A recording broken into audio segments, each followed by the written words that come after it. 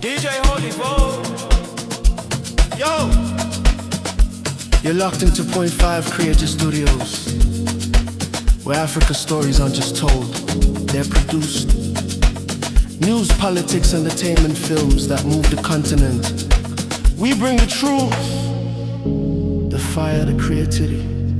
Your world, powered by African storytelling. Point 5 Creative Studios.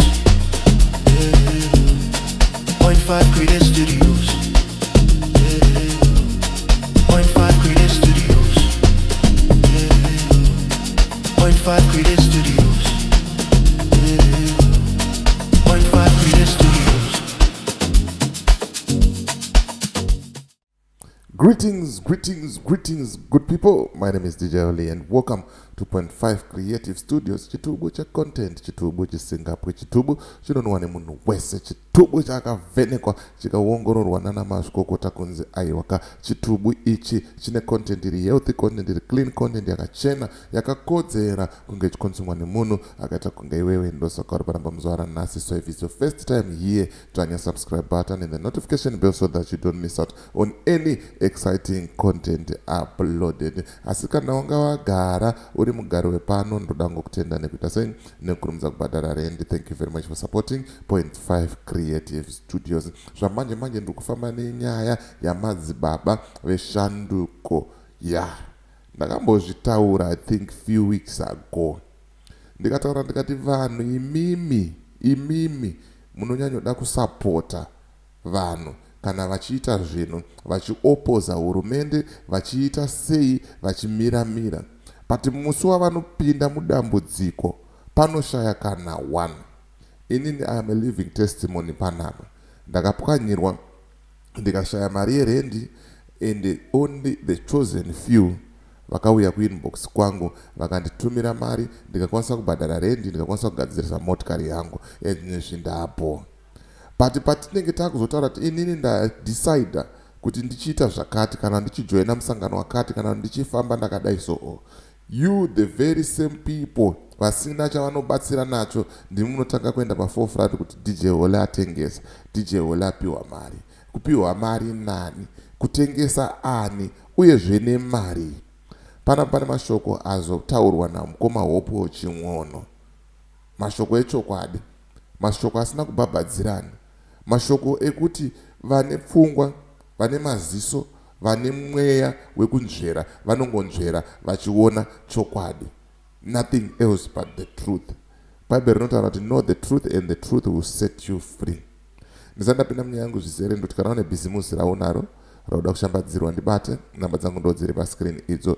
Kana une nyaya yaunayo yauda kuti ndifambire ndibate futi pasame namba idzodzo, tinodzifambira nyaya dzacho. Handitika kana wanzwawo kusundwa nemweya waMwari, wafungawo kuti Madzibaba VeShanduko vaiitira iwewe, vaiitira inini, uri kuda kuvabatsira, ndibate panamba dziri pascreen apo toona kuti toita sei. Handitika tisingatamise nguva, regai tipinde munyaya yedu zvizere. Ndikuratidzei mashoko anyorwa namukoma Hopewell chimwono kuti vari kumboti chii nenyaya yani, nenyaya yaMadzibaba VeShanduko. Right, ayo ndo mashoko anyorwa nani namukoma Hopewell. Okay, ndaisa slide siriro.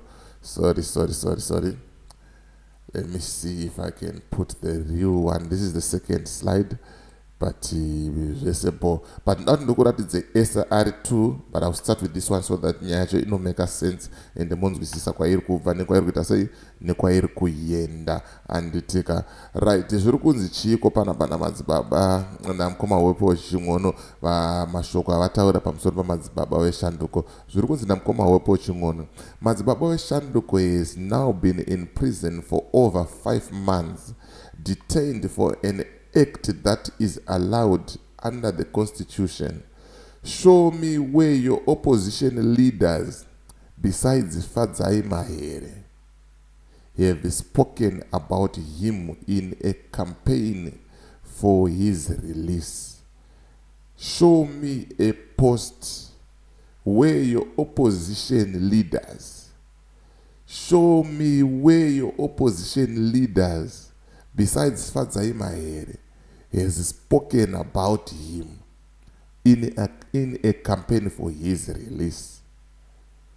Handichimondiratidzai zvangu ndinongoda posts, handisi kuda action yekuti vanomacha kana paita sei, just a post to talk about it on social media where they have campaigned for him. Vane numbers, vane vanhu, they know right now that the family of Madzibaba VeShanduko is suffering. Baba vakasungwa, imba yakapiswa, vana havasi kuenda kuchikoro, but they are quiet, vakanyarara kuti zi. Zvikanzi, just show me, put the social media posts in the comment section where your leaders have been advocating for him to be released. Post zvayo ndochete post zvayo ndochete zviri kudiwa. Zvikanzi, he represents the ordinary citizens who is bold enough to come out and defend the constitution and human rights. Where are the leaders? My leaders are kupi. Ndo amuri kunzwa nafadza maira achigara achitaura kuti we need new leaders. Even in opposition we need new leaders also.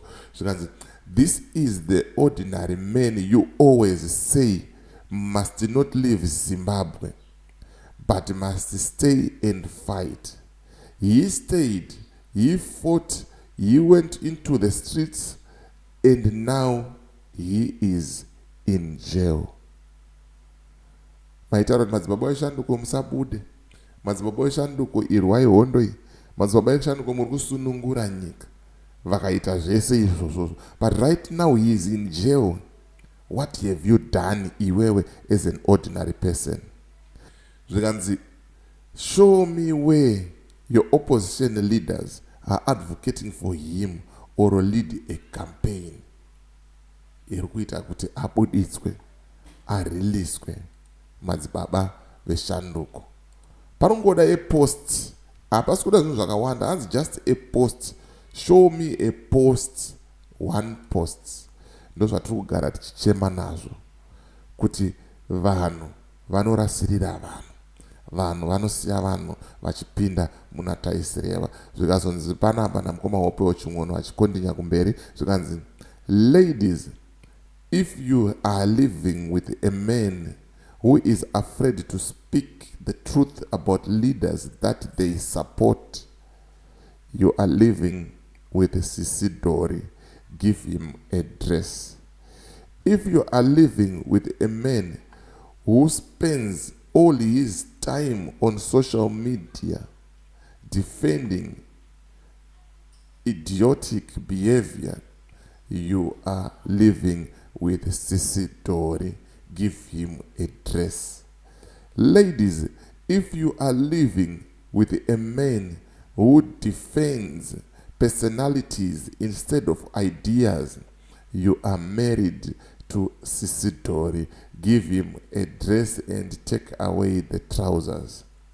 Ladies, if you are living with a man who cannot think critically, who simply follows the wind, you are living with Sisi Dori.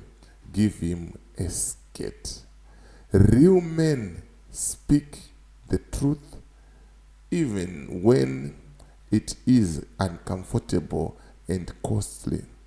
Real men do not spend their days on social media defending idiotic behavior and shielding foolishness. Mashoko arikubva kuna mukoma Hopewell ching'ono aya.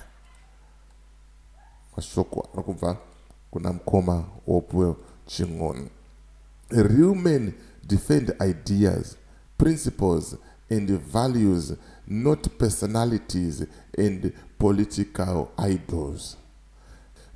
Real men think critically, stand firm in their convictions, and do not simply follow the wind.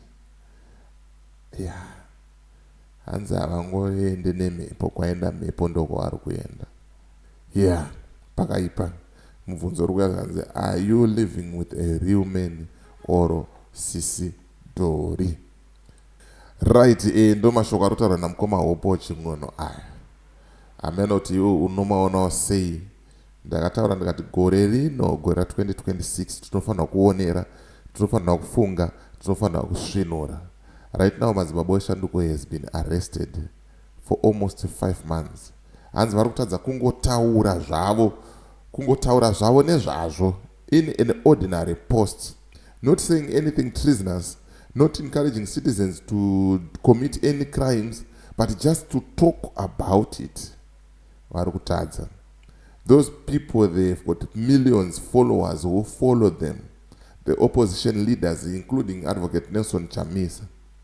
Hauna kana one day rawakambomunzwa achiti let's run a fundraising tikwanise kubatsira mhuri yaMadzibaba VeShanduko. Vakanyarara kuti si. Yeti tikazouya on maplatforms taakutaura, taakunzi tiri vatengesi, taakunzi tapiwa mari, taakunzi tajoina musangano isiriyo.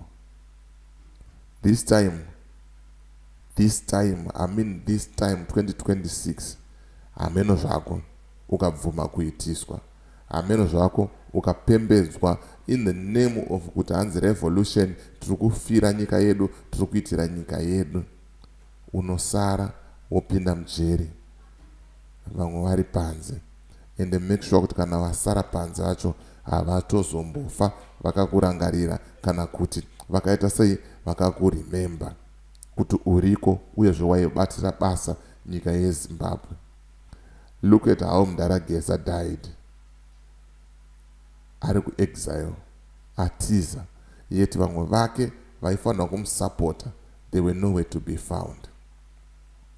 Ameno mhuri yeZimbabwe ndo yacho yatinoti revolution here. Ndambotaura kutanga kwevideo rino, those who want to assist or those who feel there is a need yekubatsira. We are not forcing anyone. Anoda ari kunzwa moyo wake kusundwa kuti no man, ndine $, ndine $5, ndine mari yakati, I want to help Madzibaba VeShanduko. Ndibate namba dzangu ndo dziri pa screen idzo. As for me, DJ Oli and the rest of the crew behind the scenes, to this bye for now. Let's meet in the next video.